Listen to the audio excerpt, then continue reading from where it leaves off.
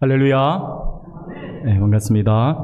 오늘도 하나님께서 베풀으신 큰 은혜가 우리 사랑하는 성도님들 모두에게 크게 차고 넘쳐나기를 소원합니다. 네, 오늘 우리는 요한일서 1장의 말씀을 우리 함께 보았습니다. 오늘 본문의 말씀을 가지고 복음을 증거하려며 이라는 제목으로 우리가 말씀을 잠시 살펴보면서 하나님의 은혜를 나누고자 합니다. 사랑하는 성도 여러분, 우리가 늘 잘 쓰고 우리가 평소에 늘 우리에게 그냥 이게 습관처럼 붙어 있는 우리 입술에 습관처럼 붙어 있는 말이라고도 할 수 있는 이 복음이라고 하는 사실, 이 복음이라고 하는 말들을 우리가 참 많이 접하고 있고 많이 또 나누고 있죠. 여러분, 그렇다면 복음이라고 하는 게 뭘까요? 복음이라고 하는 거, 복음은요, 한마디로 이야기하면, 다르게 여러 가지들 여러분들이 복음에 대해서 생각을 하고 계신 분도 있지만, 이 복음이라고 하는 이 단어의 뜻만 우리가 한번 가지고 한번 이야기해 본다면, 이 복음은요, 말 그대로 복된 소식을 이야기하는 거죠. 복된 소식을 말합니다. 영어로는요, 굿뉴스라고도 이야기를 할 수 있겠죠.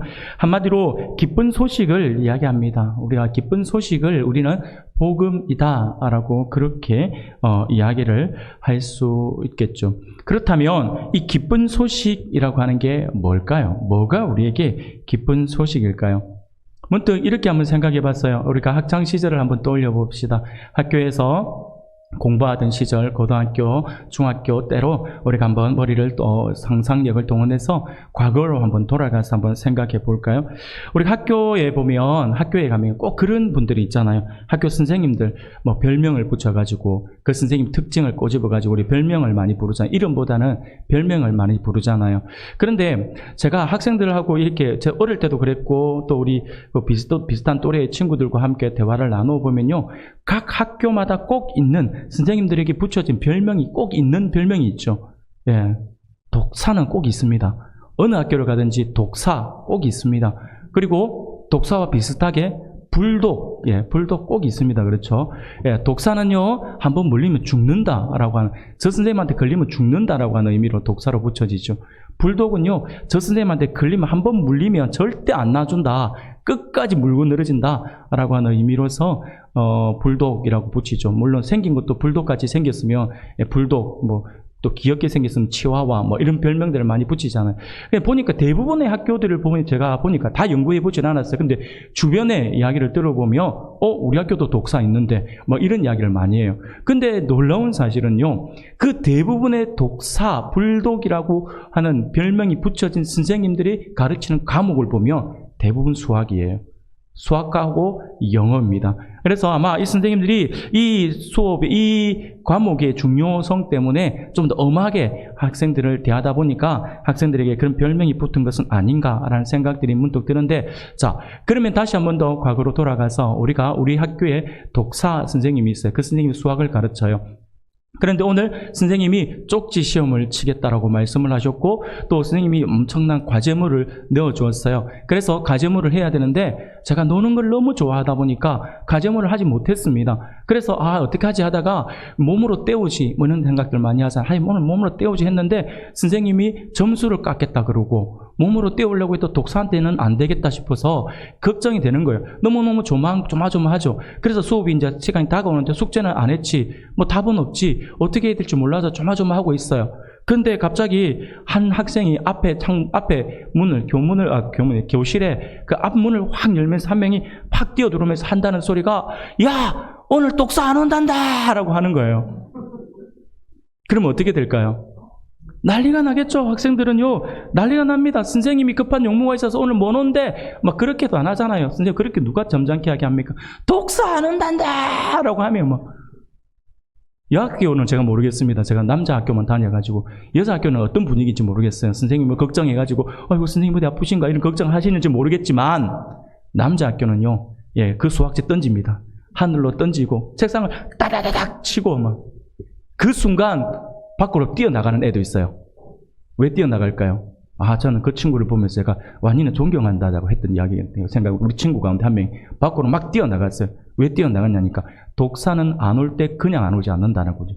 왜 나갔냐니까, 독사는 안 오면 틀림없이 우리에게 과제물 내줄 거야. 그래서 내가 지금 화장실 가서 내가 못 들었다 그러고 내가 발뺌하려고. 와, 머리 진짜 좋죠. 내가 그 친구 존경한다 그랬어요. 그 짧은 시간에 어떻게 그까지 생각하는지.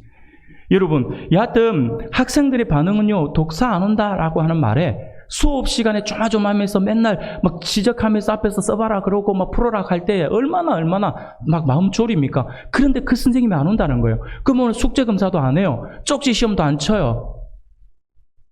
학생들에게는요, 이 소식은 복음이죠. 얼마나 기쁜 소식입니까? 여러분, 아니면 이런 경우를 한번 또 생각해 봤어요. 말씀을 준비하다가 학교에 뭐 대학교 같은 경우, 고등학교는 이런 경우가 없는데 대학교 같은 경우 아주 경사스러운 일이 있어서 학교에 아주 큰 행사가 있어가지고 갑자기 학교 식당에서 오늘 하루 모든 메뉴가 다 공짜다라고 한다고. 요즘에는 뭐 좀 그런 게 덜하겠지만 요즘에 학생들은 학교 학식을 잘 안 먹잖아요. 학생들이. 예전에 저희들이 어릴 때는 학식이 최고였습니다. 가격도 싸고 해서 학식을 무조건 먹어야 되거든요. 근데 학교 밥이 공짜래요. 그럼 어떻게 하겠습니까? 아마 수업도 빼고 밥 두 그릇이라도 먹으려고 가서 식당에 앉아있는 친구들도 있을 거예요.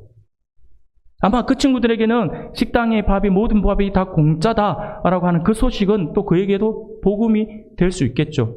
사랑하는 여러분, 이게 기쁜 소식이잖아요. 어떻게 보면. 그러니까 이게 복음이잖아요. 여러분, 그런데 분명히 이 소식은 기쁜 소식이 맞아요. 과제를 안 했는데 그래서 선생님께 혼이 날 것이 걱정이 되어서 가슴이 떨리죠. 심장이 콩닥콩닥 거립니다. 아마 손에 괜시리 진땀이 날 정도의 긴장을 하고 있을 수도 있습니다. 그런데 그 선생님이 안 온다라고 하는 거죠. 오늘 수업이 진행되지 않고 자습을 하라고 하니 이것만큼 더 반가운 소식이 어디 있겠냐라고 하는 거죠. 학생들에게는 굉장히 반가운 기쁜 소식이죠. 선생님이 왜 못 오셨는지, 선생님 댁에 무슨 일이 있었는지에 대해서 학생들은 전혀 관심이 없습니다. 그저 독사만 안 오면 되는 거죠. 그래서 그냥 수업이 진행되지 않는 것이 너무 좋아서 어쩔 줄 몰라 책상을 두들기면서 기뻐한다라고 하는 것이죠. 어릴 때 제가 그랬던 기억이 나서 말씀을 드립니다. 사랑하는 여러분, 더할 나위 없는 기쁜 소식이 틀림없습니다. 그런데 곰곰이 한번 생각해 봅시다. 그러면 정말 그 소식이 진짜 기쁜 소식일까라고 하는 거예요. 그 소식이 진짜 복음일까라고 하는 거죠. 사랑하는 여러분, 근데 그것은 있잖아요, 잠시 잠깐의 기쁜 소식일 수는 있지만 진짜 복음은 아닙니다. 성경에서 말하고 있는 기쁜 소식, 복음의 그 개념과는 그것은 전혀 다르기 때문이죠. 성경에서 말하는 진정한 복음은요, 학교에서의 과제물 때문에 얻는 그런 기쁜 소식과는 차원이 다릅니다. 학교에서 공짜 밥을 준다 하더라라고 하는 것과 비교할 수 없다라고 하는 것이죠. 한번 가만히 생각해 보십시오. 과제물은요, 일주일이 지나면 다시 넣어야 합니다. 독사가 오늘 안 온다 해서 독사가 다른 학교로 간 거 아니에요. 다음 주는 옵니다. 다음 주에 오고 나면 어떻게 합니까? 지난주 놀았으니까 오늘은 더 빡시게 하자. 그러면서 시작을 하죠. 한 주 지나면 그 기쁨이 사라진다라고 하는 거예요. 학교에 공짜밥 줘요. 그래서 너무 기뻐요. 그래서 맛있게 잘 먹어요. 복음 맞아요. 기쁜 소식 맞죠? 그런데 그 다음날 되면 배가 고픕니까? 안 고픕니까? 고파요. 배가 고프면 그 전날 그 기쁜 소식 때문에 먹었던 밥은 아무 생각 안 납니다. 지금 당장 배고픈 거니까요. 잠깐 있다 마는 것이다라고 하는 거죠. 그런데 성경에서 말하는 진정한 복음, 그 기쁜 소식은 전혀 차원이 다릅니다. 성경에서 말하는 복음은요, 잠시 잠깐의 기쁨을 주는 소식이 아니죠. 영원한 기쁨의 소식이죠. 사랑하는 여러분, 그러면 성경에서 말하는 복음, 성경에서 말하는 영원한 기쁜 소식, 그것은 무엇일까요? 이것은요, 여러분들도 다 잘 알고 있는 사실입니다. 말로 표현하려고 하니까 여러 가지 말들을 다 꼬집어서 이야기하기가 애매하지만 우리는 이미 복음을 알고 있고 복음을 받아들이고 있는 존재들이기 때문에 이 복음이 무엇이다라고 하는 것 정도는 압니다. 간단하게 설명을 해드리면 복음은요, 딱 한마디로 정리할 수 있습니다. 메시아가 오셨다라고 하는 거예요. 메시아가 뭡니까? 구원자잖아요. 우리를 구원할 분이 오셨다라고 하는 거예요. 복음의 핵심은요, 메시아 곧 예수님이 오셨다라고 하는 것입니다. 하나님을 떠나 살고 있는 우리가 그래서 영원한 죽음에 이르러 소망이 없이 살아가는 내가 살 수가 있다라고 하는 것이죠. 누구든지 예수를 구주로 믿기만 하면 구원을 얻을 수 있다라고 하는 것이죠. 그래서 메시아가 오셨다, 예수님 오셨다, 그 자체가 복음인 거죠. 그래서 여러분들이 가지고 있는 성경책, 신약 성경에 제일 앞에 나오는 4권, 그 4권이 다 복음이 붙어 있잖아요. 마태복음, 마가복음, 누가복음, 요한복음. 다 복음이 붙어 있잖아요. 한마디로 이야기하면 이 말들은요, 마태복음이라고 하는 것은 마태가 전하는 메시아의 소식이에요.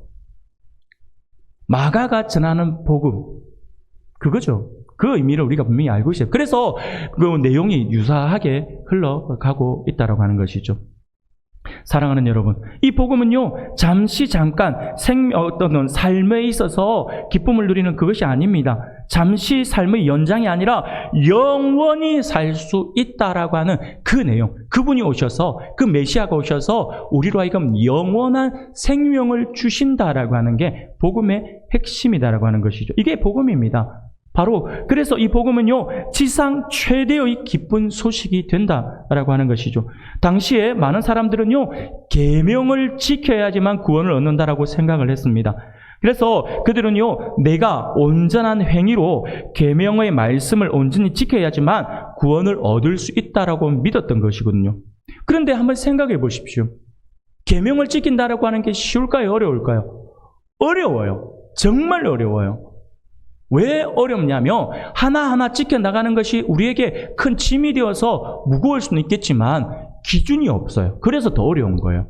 예를 들어가지고 내가 기도를 하는데 기도를 내가 하루에 3시간씩 한다. 와, 대단하죠. 3시간씩 기도한다. 그러면 이 사람은요, 자기가 3시간을 기도하기 때문에 의로운 마음을 가질 수 있어요. 하나님을 기쁘시게 해드릴 수 있다고 생각할 수 있어요.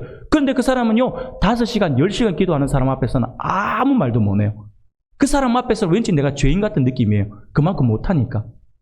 내가 전도를 열심히 해요. 지금까지 내가 10명을 전도했어요. 그래서 10명의 영혼들이 하나님을 만났으니까 내가 주님의 사랑을 전하고 복음을 전해서 10명의 열매를 맺었으니까 하나님 앞에서 내가 정말 열심히 했구나 생각을 할 수 있겠죠. 그런데 내 옆에 100명을 전도하고 1000명을 전도한 사람이 있어요. 그러게 되면 그 사람 앞에 서면 저는 세 발의 피가 되는 거죠. 그냥 기가 죽는다라고 하는 거예요. 그렇기 때문에 율법의 행위로서는 구원을 받는다라고 하는 것이 기준이 없기 때문에 하면 할수록 더 힘들어진다라고 하는 거죠. 더 어려워지고. 그렇기 때문에 율법으로 구원을 받는다라고 할 때는 그 사람들은 항상 주눅이 들 수밖에 없어요. 내가 늘 모자란다, 내가 늘 부족하다라고 생각할 수밖에 없는 거죠. 그래서 그런 사람들은요, 그래서 율법으로 구원을 받는다라고 하는 것은 너무 어려워. 행위로 구원받는다라고 하는 것은 너무 어렵습니다. 너무 어려워요. 그런데 그에게 어느 날 누군가가 다가와서 기쁜 소식을 알려주는 거예요. 율법으로 구원을 받는 것이 아니다라고 하는 거죠. 믿음만 있으면 되라고 이야기를 한다라고 하는 거예요. 믿음으로 말미암아 구원을 얻을 수 있다라고 하니 율법 아래 늘 매여 있던 사람들이, 율법에 눌려 있던 사람들이 얼마나 기쁠까요? 그 무거운 짐을 내려놓으니까요. 얼마나 몸이 가볍겠어요. 그 영혼의 짐이 다 내려놓아지니까 얼마나 기쁘겠습니까? 그러니 이것이 큰 기쁨의 소식일 수밖에 없다라고 하는 거죠. 우리가 구원을 받기 위해서 수십 명, 수백 명을 전도해야 된다라고 하는 것도 아니었어요. 우리가 구원을 받기 위해서 수천만 원, 수억, 수십억을 하나님 앞에 헌금해야 된다. 내가 교회 하나를 통째로 내가 지어서 바쳐야 된다. 그렇게 이야기하는 것도 아니다라고 하는 거예요. 그냥 하나만 이야기하는 거예요. 믿음. 믿음만 있으면 구원을 받는다라고 해요. 얼마나 기뻐요. 얼마나 쉬워요. 여러분, 복음이 진짜 기쁜 이유는요, 너무 쉬워서 그래요. 너무 쉬우니까요. 어렵다 생각해 보세요. 그러면 이미 그 어렵다라는 생각 때문에 짓눌려 있을 거잖아요. 아이고, 여러분, 내가 100명을 전도해야지, 평생 100명을 전도해야지만 구원을 받는다 해보세요. 그래도 우리가 구원을 받기 위해서 얼마나 열심히 달리겠습니까? 근데 늘 짓눌려 있겠죠. 조마조마하고. 아직 내가 1명밖에 못 했는데, 앞으로 99명 남았는데 어떡하지? 얼마나 무겁겠어요. 사랑하는 여러분, 복음이 기쁜 소식인 이유가 바로 거기에 있습니다. 그런데 여러분, 우리가 여기서 기억해야 할 것은요, 이 복음을 받은 사람은 이제 누구든지 이것을 더 많은 사람들에게 전해 주어야 한다라고 하는 것이죠. 아직도 이 기쁨을 알지 못해서 그 기쁨을 누리지 못하는 수많은 사람들에게 이것을 전해 주어야 한다라고 하는 것입니다. 이것이 먼저 된 사람들의 의무다라고 하는 거죠. 하나님께서 우리를 먼저 불러주신 이유가 거기에 있어요. 내가 복음을 전하고 주의 사랑을 나누어 주는 그런 삶을 살아야 된다라고 하는 것이죠. 예를 들어서 조금 전에 제가 하나의 그냥 뭐 재미로 이야기했지만 조금 전에 예를 들어서 이야기한 것처럼 학생들이 선생님이 오시지 않는다라고 하는 말을 먼저 들은 그 학생이 있어요. 그 학생이 선생님이 먼저 먼저 안 오신다는 소식을 자기가 먼저 들어놓고 그 이야기를 전달 안 해줘요. 전달 안 했으면 반에 있는 아이들은 수업을 기다리면서 조마조마하고 숙제 안 한 아이들은 그제서야 뭔가를 해보려고 막 하면 옆에 있는 친구 막 숙제 갖고 백 좀 빌려달라 하니까 그거 옆에서 뺏긴다고 얼마나 앞 시간은 수업도 안 하고 계속 쓰고 있겠어요. 얼마나 힘들겠어요. 그런데 먼저 들은 친구가 아무 말을 안 하고 있는 거예요. 근데 나중에 선생님이 안 오신다 소식을 들은 거예요. 그럼 나중에 아이들이 기뻐하긴 기뻐하겠죠. 그런데 그 기뻐함과 동시에 먼저 들은 누군가가 있는데 반장이 우리한테 그 이야기 안 했대 라고 하면 선생님이 안 온다라고 하는 기쁜 소식은 싹 사라져요. 그러면 그때부터 어떻게 될까요? 분노가 일어나죠. 아마 오늘날 같았으면 반장 탄핵해야 된다고 난리 날지도 몰라요. 하도 요즘에 자꾸 그런 소리 해가지고 막 유행어처럼 번질까봐 큰일 났습니다. 걱정이 많이 됩니다. 사랑하는 성도 여러분, 그것이 반장이든 누구이든지 간에 먼저 들은 친구가 그것을 전하지 않으면요, 나중에 그 소식을 듣고 먼저 들은 친구가 말하지 않았다라고 하는 이유 때문에 그 친구는요, 비난을 받게 되어 있어요. 막 하면서 막 다른 사람들의 비난을 받겠죠. 이거예요, 여러분. 복음을 먼저 들은 사람이 복음을 전하지 않으면 나중에 하나님께서 책망을 하시겠지만 나중에 복음을 들은 사람들이 원망을 하게, 나중에 복음을 듣는다든지 하는 사람들이 원망을 할 수도 있다라고 하는 것이죠. 사랑하는 여러분, 그래서 먼저 들은 사람들은 그것을 전해야 한 책임이 있다라고 하는 거예요. 오늘 우리들에게 주고 있는 말씀이에요. 우리가 먼저 들은 사람들이잖아요. 물론 우리들보다 먼저 들은 사람들도 있겠지만, 그러나 지금 현재로 볼 때는 우리는 믿지 않는 사람들, 믿지 않는 우리 가족들보다는 먼저 들었어요. 그것은 우리가 그것을 전해야 할 책임이 우리에게 있다라고 하는 그 말과 연결이 되겠죠. 사랑하는 성도 여러분, 그래서 우리는 지금 하나님을 알지 못하는 사람들 앞에서 먼저 복음의 소식을 들은 사람들입니다. 이는 그것을 전해 주어야 할 책임, 그 의무감이 우리에게 있다라고 하는 것이죠. 그런 의미에서 오늘 우리가 함께 본 본문의 말씀은요, 우리가 어떻게 하는 것이 그 복음을 바르게 전할 수 있는지에 대해서 우리에게 교훈을 주고 있는 말씀이라고 할 수가 있습니다. 요한 1서는요, 요한이 AD 약 1세기 후반경에 사랑의 사도라고 불려지는 이 사도 요한에 의해서 쓰여진 그러한 책입니다. 당시 성도들에게 각종 이단들을 배격하고 복음에 근거한 바른 신앙을 정립하도록 하기 위해서 기록된 서신이 바로 요한 서신입니다. 그 가운데 오늘 우리가 함께 본 이 본문의 말씀은요, 조금 전에도 말씀드린 것처럼 우리가 어떻게 하나님의 복음을 바르게 전할 수 있는지에 대해 우리에게 교훈을 주고 있는 그러한 말씀이라고 할 수 있겠죠.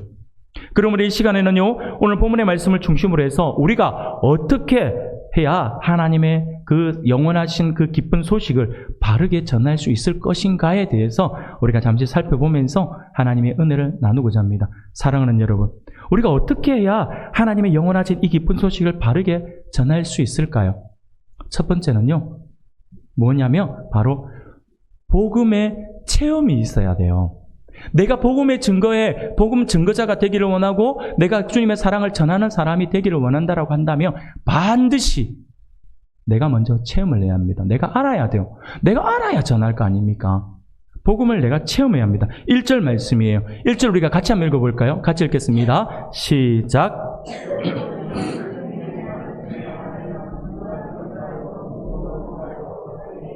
우리의 손으로 만진 바라. 아멘.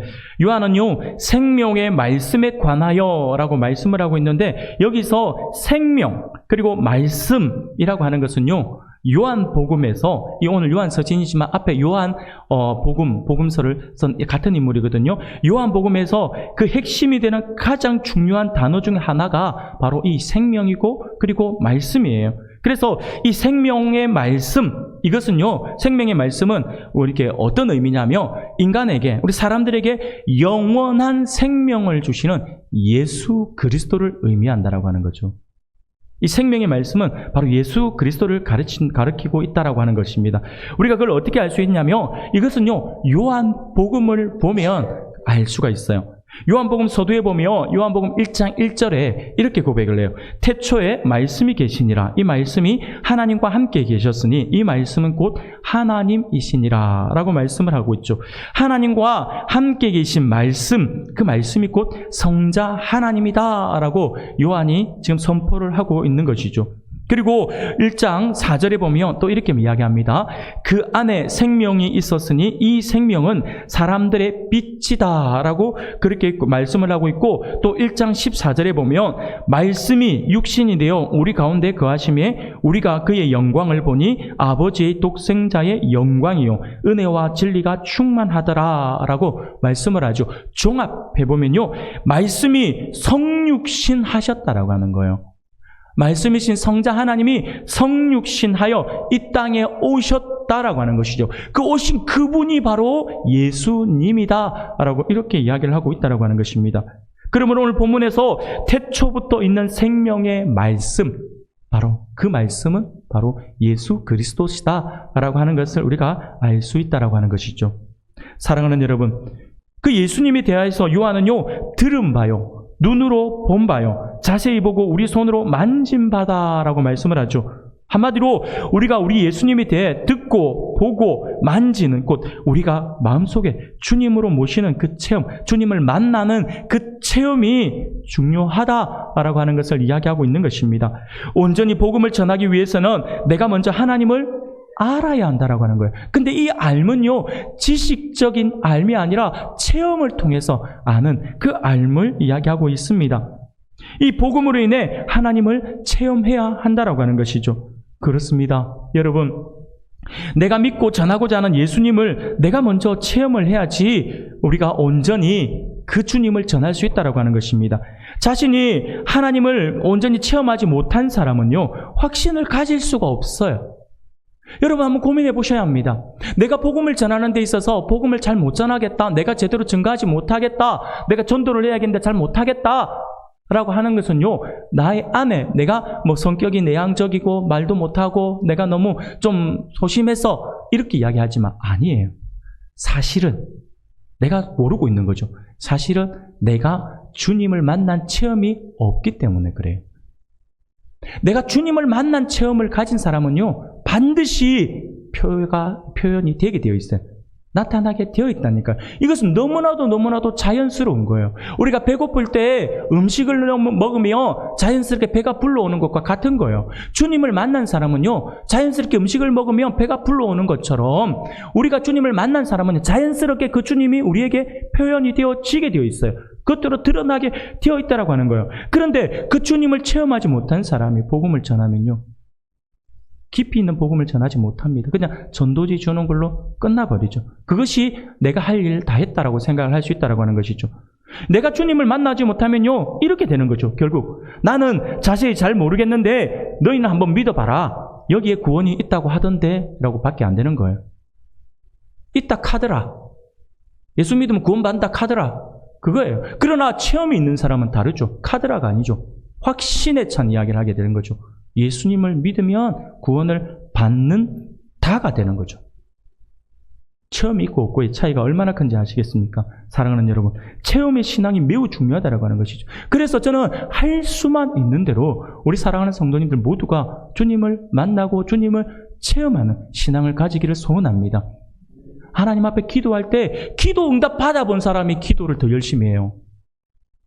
공부도 마찬가지예요. 학생들이요, 공부를 해서 내가 평소에 잘 안 하다가 하루에 1시간 공부하던 친구가 내가 하루에 2시간, 3시간씩 늘려서 공부했더니 성적이 올라가잖아요. 성적이 올라가는 것을 체험한 친구가 공부 더 열심히 하게 되어 있어요. 어떤 사람이 부자가 될 수 있냐면 가난한 사람 아니에요. 아이디어가 좋은 사람 아니에요. 돈을 벌어본 사람이 그 맛을 알기 때문에 그 사람이 부자가 될 가능성이 더 큽니다. 있는 사람이 더 있게 된다고 하는 거죠.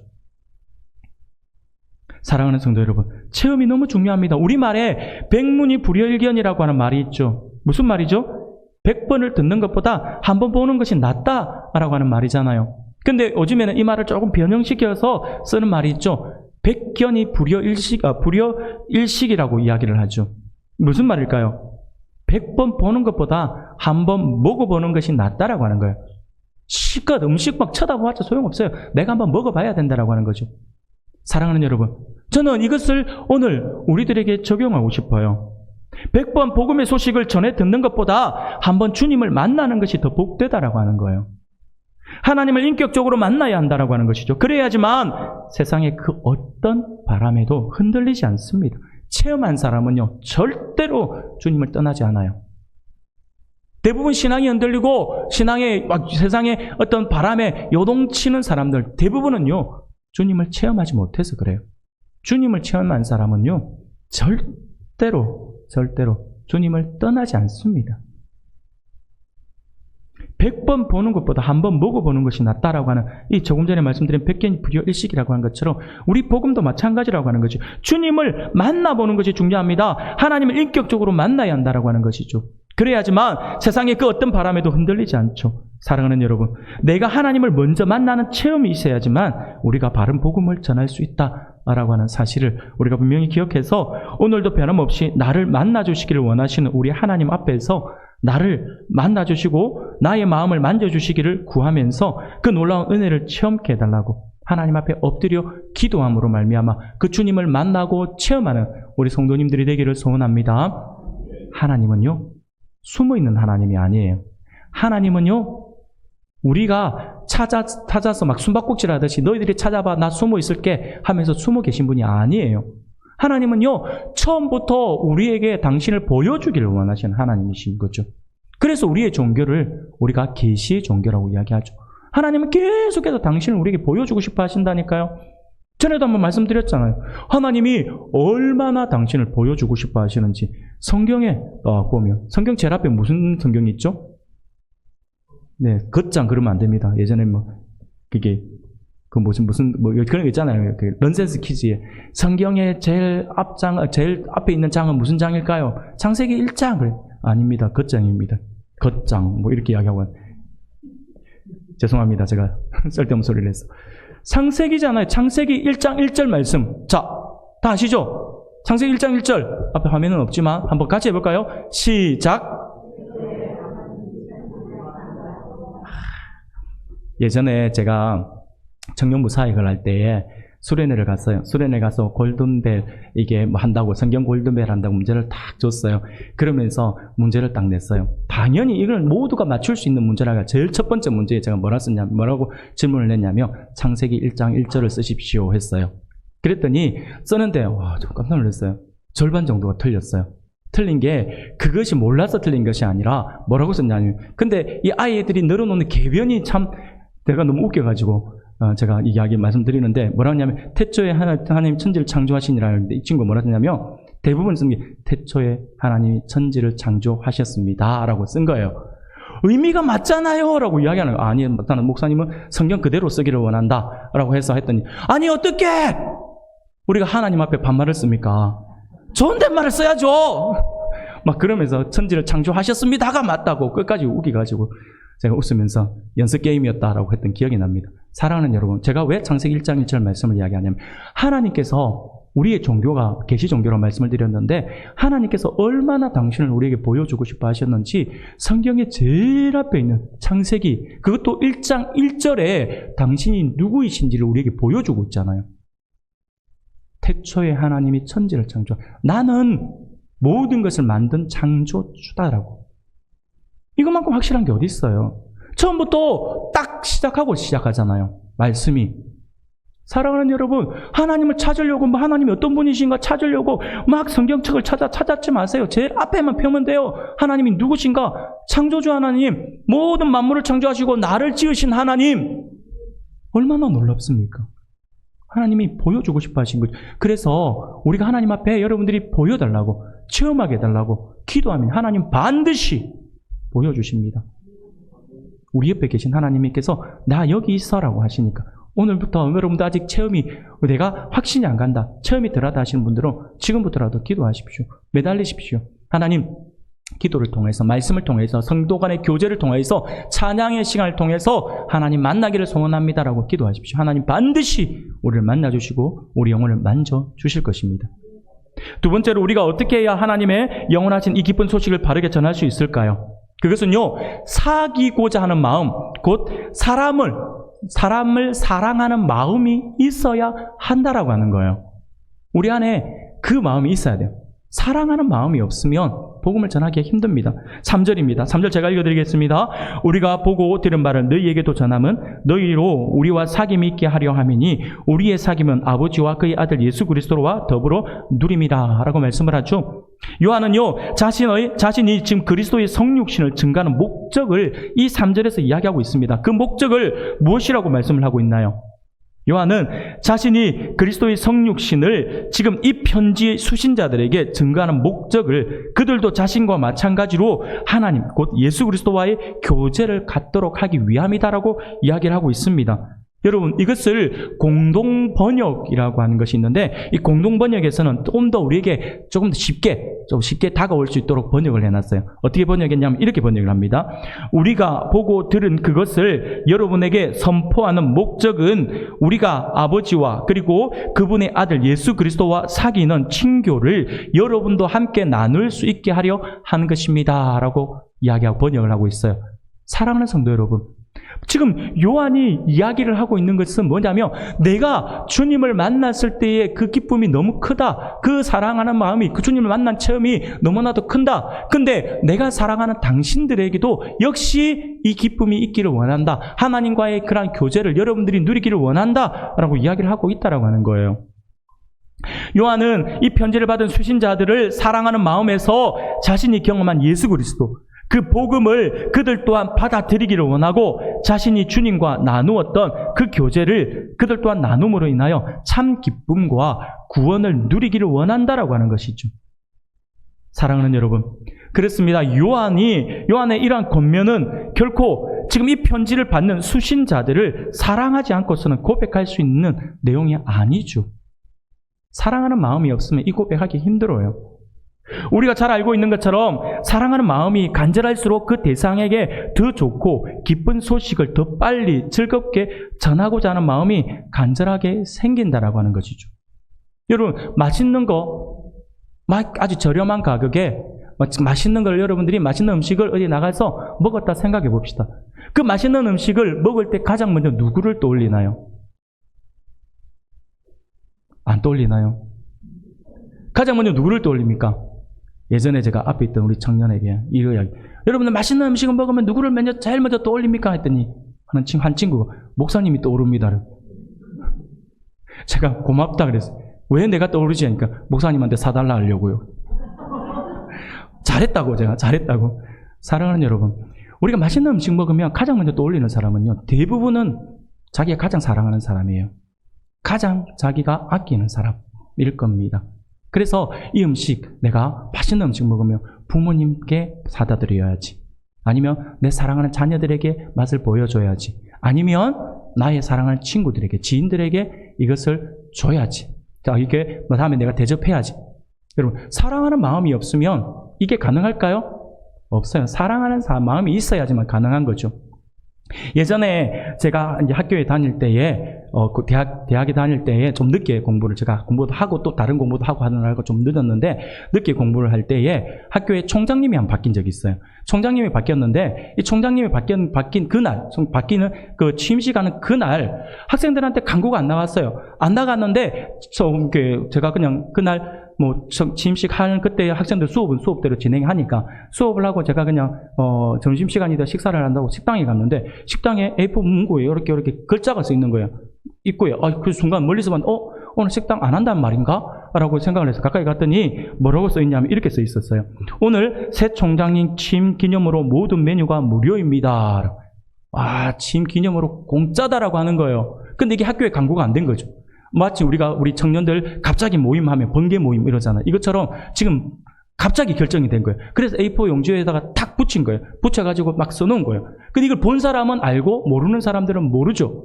그런데 이걸 본 순간 제가 의심이 들었어요. 모든 메뉴가 설마? 그러면서 제가 식당 관계자에게 물어봤어요. 진짜 전부 다 공짜입니까? 공짜래요. 그러면 내가 오늘 5개 먹어도 5개 다 공짜예요. 공짜입니다. 드실 수 있으면 드세요. 이러더라고요. 와, 얼마나 기쁩니까? 너무 좋잖아요. 근데 이 소식을 아이들은 몰라요. 학생들은 몰라요. 그거 제가 어떻게 했겠습니까? 당연히 소식을 전해야죠. 이 기쁜 소식을 전하게 전해야죠. 전화기를 꺼냈어요. 여러분, 제가 누구에게 전화를 먼저 했을까요? 사모에게 했을까요? 집이 멀어가지고 못 옵니다. 학교에서 같이 있는 지인들, 그리고 동생들, 가장 친하게 있는 친구들 있잖아요. 그 친구들이 전화가 빨리, 야야, 지금 어디고? 지금 식당 공짜니까 빨리 온나? 아, 형님, 저 남포동에 가서 밥 먹은데요. 아, 시끄럽다. 이거 매년, 이게 해마다 오는 기회가 아니다. 이거 몇 년에 한 번씩 오는 기회니까 올라와서 빨리 한 그릇 더 물어. 더 묻어도 된다 하고 하면서. 아니면 싸갖고 가라. 막 이렇게 농담하면서 했어요. 근데 제가 누구한테 안 했냐면, 평소에 저에게 좀 밉상짓하고, 좀 얄미운 친구들 있잖아요. 그 친구들에게 전화를 했을까요? 안 했을까요? 안 하죠. 저도 목사이지만 저도 이 연약한 심성을 가지고 있는 존재라서 탁과 학생한테 안 했어요. 밉상한들한테는 전화 안 한다니까요. 제일 사랑하는 사람에게 먼저 전화한다니까요. 그 친구들 한 개라도 더 먹이고 싶어가지고. 왜? 내 돈 안 드니까 어쨌든 간에. 그래서 전화를 해서 막 불려드려가지고 먹으라 했던 기억이 납니다. 사랑하는 여러분, 항상 좋은 거는요, 내가 사랑하는 사람부터 챙기게 되어 있다라고 하는 거죠. 이거예요, 여러분. 이거는요, 우리 인간이 연약한 인간이기 때문에 팔은 안으로 굽는 것은 너무나도 자연스러운 현상이에요. 좋은 것을 먹거나 좋은 것을 경험하게 되면 가장 먼저 자신이 사랑하는 사람들을 그들에게 나누어 주고 싶고, 사귐이 있는 친구들에게 먼저 자랑하고 싶고 전해주고 싶은 것이 인지상정일 겁니다. 우리의 마음이다라고 하는 것이죠. 여러분, 이것이에요, 이것. 이것을 이용한, 이 인간의 마음을 우리가 이용하자라고 하는 것이죠. 우리가 진정으로 하나님의 영원하신 그 기쁜 소식을 바르게 전하고 싶다면, 그것을 받아들여야 할 사람과 사귀고자 하는 마음, 그 사랑하는 마음이 있을 때에 더욱 간절하고도 진실한 마음으로 그것을 전할 수 있다라고 하는 것입니다. 사랑하는 성도 여러분, 이 사실을 우리가 분명히 기억해서 날마다 우리 안에 사귐과 사랑하는 마음을 주실 것을 하나님 앞에 기도할 수 있길 바랍니다. 영혼을 사랑하고자 하는 마음이 있으면요, 복음은 더 절로 흘러 들어가게 되어 있습니다. 그래서 그 마음을 달라 기도하시고 그 사랑의 마음을 우리가 가져서 우리가 지금 VIP 작정하고 있잖아요. 이 VIP에게 우리가 나아갈 수 있는 그런 우리 성도님들이 다 되시기를 소원합니다. 마지막 하나만 더 말씀을 드릴까요? 우리가 어떻게 해야 하나님의 영원하신 이 기쁜 소식을 바르게 전할 수 있을까요? 그것은요, 중요합니다. 복음으로 인한 기쁨이 있어야 돼요. 우리 안에 복음에 의한 기쁨이 있어요. 체험을 하는 것도 중요하고, 그 체험을 하면서 그를 누리는 기쁨이 우리 안에 있어야 한다고 하는 것이죠. 4절 말씀을 보니까 우리가 이것을 쓰면 우리의 기쁨이 충만하게 하려 함이다 라고 말씀을 하죠. 앞서 3절에서 복음 증거의 목적을 밝힌 요한은요, 이 4절에서 이 서신을 보내는 목적을 이야기하고 있습니다. 그것은 우리의 기쁨을 충만하게 하기 위함이다라고 하는 거예요. 여기서 충만이라고 하는 것은 넘쳐 흐르다라고 하는 그러한 뜻입니다. 부족함이 없이 충분하고 풍부한 양을 의미하죠. 그런데 이것은요, 단순하게 순간적인 기쁨을 이야기하는 것이 아니라 주체할 수 없을 정도로 흘러 넘치는 풍성한 기쁨이 계속해서 유지되는 것을 이야기합니다. 내가 복음을 통해서 기쁨을 누리는데 그 기쁨만 내가 누리는 것이 아니라 이것을 흘려보낼 때에, 복음을 통하여서 흘려보내서 내 사랑하는 사람들이 이 복음을 받아들일 때에 그 모습을 보며 내가 지금 누리고 있는 이 기쁨이 더 흘러 넘친다라고 하는 거죠. 사랑하는 여러분, 복음이 그렇다라고 하는 거예요. 복음을 전하는 것은 쉬운 일이 아니잖아요. 어렵잖아요. 복음을 전하다 보면 거의 10중 8구 많은 사람들이 상처를 받습니다. 말로 인해 상처받고, 약속을 해서 오기로 약속해 놓고는 또 안 오고 해보세요. 그러면 상처가 돼요. 그래서 복음을 전하는 것은 결코 쉽지 않습니다. 그런데 놀라운 사실은요, 그 복음을 전하는 그 현장, 복음을 전하는 그곳에는요, 말할 수 없는 하나님의 기쁨이 있다라고 하는 거예요. 어렵지만 그것이 기쁨이 있다라고 하는. 그래서 바울은요, 로마서 8장 18절에서 생각하건대 현재의 고난은 장차 우리에게 나타날 영광과 비교할 수 없도다라고 하는 거예요. 고난은 있지만 나중에 그로 인해서 누리는 기쁨과는 비교할 수 없다라고 하는 거예요. 복음을 전하는 현장, 복음을 전하는 사람만이 경험을 할 수 있는 기쁨을 이야기하고 있는 것이죠. 사랑하는 성도 여러분, 우리가 복음을 전할 때에 우리 안에 먼저 그 복음을 인한 기쁨이 있어야 할 것입니다. 이것이 있어야지만 힘들지 않는, 그리고 지치지 않는 사역을 감당할 수 있어요. 즐겁게 일을 할 수 있다라고 하는 것이죠. 어저께도 교회 온 대청소를 한다고 여러분들 하시는 걸 보면서 제가 참 많이 감동을 많이 받았습니다. 감동을 받고 막 진짜 이게 복도 화장실 가는 그 길 이끼가 끼어가지고 막 그렇게 한 거기까지 여러분들이 막 엎드려가지고 막 닦고 있는 모습들을 보면서 제가 참 고맙고 감사하다라고 하는 생각이 들었어요. 그러면서 제가 어떤 부분을 보면서 더 감사했냐면, 한 분도 정말 힘들겠는데 쪼그리 앉아가지고 이거 막 닦고 그 바닥을 닦는 게 얼마나 힘들겠어요. 그 바닥을 다 닦고 본당 청소도 하고 화장실 청소도 하고 뭐 교회 위에 막 지붕 올라가서 땡볕택 하시는데 그 모든 모습을 보면서 불평하거나 인상을 쓰고 있는 분이 없이 전부 다 즐겁게 기쁜 마음으로 하고 있는 모습들 보면서 얼마나 고맙고 감사한지 모르겠어요. 여러분, 기쁨이 있으면요, 그 일들이, 그 섬김이 즐거울 수밖에 없는 거죠. 이 복음이라고 하는 것도 마찬가지다라고 하는 겁니다. 기쁨이 있으면요, 지치지 않아요. 그런데 물론 복음이 전하는 현장에서 기쁨이 없어도 하나님은요, 그 복음은 분명히 흘러 들어가게 되어 있습니다. 기쁨이 없어도 흘러 들어가게 되어 있어요. 그런데 기쁨이 없으면, 우리에게 전하는 사람에게 기쁨이 없으면 우리에게 플러스가 되지 않아요. 우리의 영에 마이너스가 됩니다. 아주 쉬운 예를 우리가 들어본다면 우리는 요나의 예를 들어볼 수 있을 것입니다. 요나의 서를 보면 요나 4장 3절에 보면 요나가 이렇게 불평을 하며 고백을 해요. 여호와여, 원하건대 이제 내 생명을 거두어 가소서. 사는 것보다 죽는 것이 내게 나음이니이다 라고 해요. 이 충격적인 말이에요. 여러분, 이 말이 무슨 말이에요? 선지자잖아요. 내가 스스로 목숨 끊기는 것도 아닌 것 같고, 그러니 아이고 내가 살기 싫으니까 하나님 나 좀 데리고 가주세요. 나 그냥 죽고 싶어요. 지금 이 이야기하고 있는 거예요. 요나가 왜 이 이야기를 하고 있는 것일까요? 이 스토리를 아시면 이해가 돼요. 요나는요, 하나님께서 니느웨로 가라라고 했을 때 니느웨로 가지 않고 다시스로 도망을 가잖아요. 그러다가 아주 죽을 고비를 넘기고 겨우겨우 이제 니느웨로 가게 되죠. 하나님의 섭리의 손길에 의해서 니느웨로 가게 됩니다. 니느웨로 가서 그 성읍에 외쳐서 복음을 전해야 되고 니느웨 사람들이 돌아오게끔 해야 되는 거예요. 여러분, 복음을 전하는 것은요, 살리기 위한 거잖아요. 근데 이 요나는요, 솔직히 아수르, 우리를 너무나도 괴롭히던 인간들, 요나는요, 그 마음에 저 인간들 다 죽어야 된다 생각했던 거거든요. 죽어도 싸다. 저 인간들 구원받는다라고 하는 건 말이 안 된다. 얼마나 악한 사람들인데? 라고 생각을 했던 거죠. 근데 하나님께서 가라 하니까 안 갈 수는 없으니까. 뭐 도망을 가다 결국 오긴 왔잖아요. 오긴 왔는데, 그러니 그가 무슨 열정이 있겠습니까? 무슨 사랑이 있겠어요? 무슨 기쁨이 있겠어요? 여러분, 40일 뒤면 니느웨가 망합니다 라고 외쳤겠습니까? 아유, 테를람 뜯고 말라면 말라 싶어서 대충 던지는 거예요. 40일 뒤면 죽는다.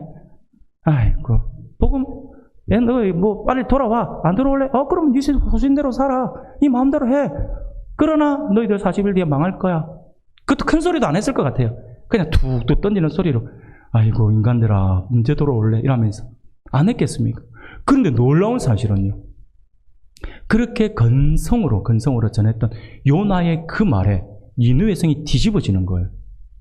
그들에게 심판이 있다는 말을 듣고 충격을 받아가지고 니느웨 위에서부터 아래의 모든 사람들이 다 회개하고 난리 난 거예요.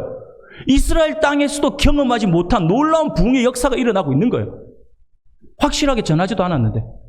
근데 더 놀라운 사실은 뭐냐면, 요나 입장에서는 이거 아닌데? 이래 되는 거죠. 그러면서 요나가 지금 이 이야기를 하고 있는 거예요.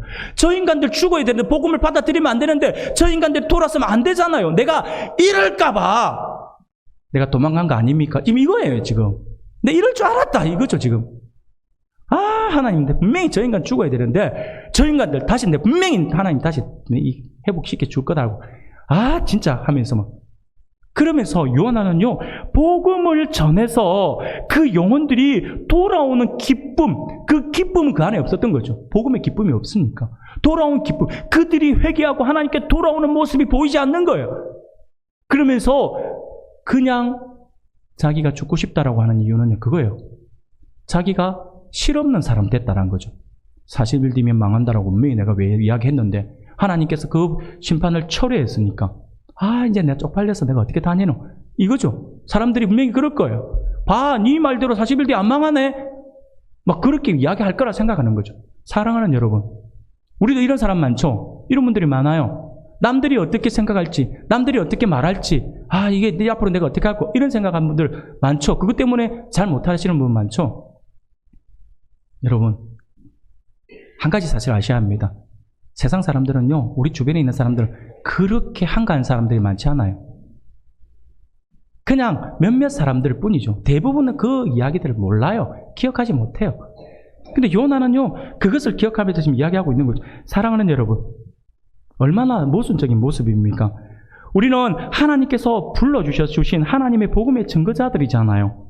그러므로 우리는 참 기쁨과 즐거움으로 복음을 전하고 하나님의 일을 감당해야 한다라고 하는 거예요. 그래야지만 내 안에 더 큰 기쁨과 즐거움이 있어요. 요나처럼 해서는 안 된다라고 하는 것이죠. 우리가 그렇게 할 때에 하나님께서 우리에게 부어주시는 은혜와 기쁨은 세상이 주는 그 어떤 것과도 비교할 수 없다라고 하는 사실을 기억할 수 있기를 바랍니다. 우리는 어떤 사역을 하든지 하나님의 부르심에 응답하여서 나에게 주어진 모든 사역을 내가 선자리에서 기쁨으로 최선을 다할 수 있어야 할 것입니다.